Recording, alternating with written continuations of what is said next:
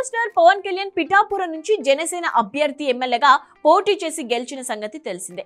ఆంధ్రప్రదేశ్ ఉప ముఖ్యమంత్రిగా బాధ్యతలు చేపట్టిన పవన్ ప్రస్తుతం రాజకీయంగా బిజీగా ఉన్నారు.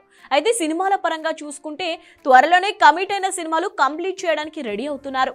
ఈ నేపథ్యంలో పవన్ వర్సెస్ అల్లు అర్జున్ అనే టాక్ తెరపైకి వచ్చింది. వాస్తవానికి ఏపీ 2024 ఎన్నికల ప్రచారంలో భాగంగా మెగా ఫ్యామిలీ మొత్తంగా పవన్ కు మద్దతుగా నిలిచింది. మెగా హీరోలంతా పవన్ కోసం పిఠాపురంలో ప్రచారం చేశారు.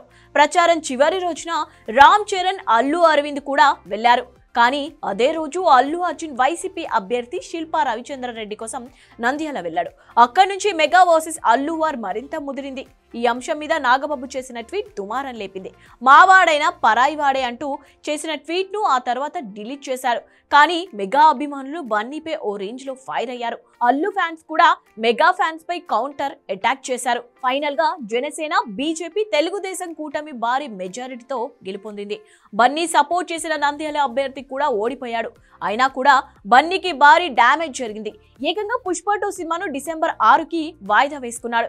అయితే ఇప్పుడు పుష్ప 2కి పోటీగా హరిహర వీరమల్లు సినిమా రిలీజ్ చేయడానికి ప్లాన్ చేస్తున్నట్టుగా తెలుస్తోంది.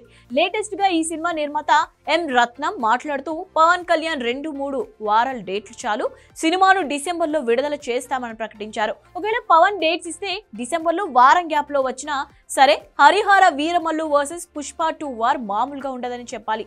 మరి మేకర్స్ ఏం చేస్తారో చూడాలి.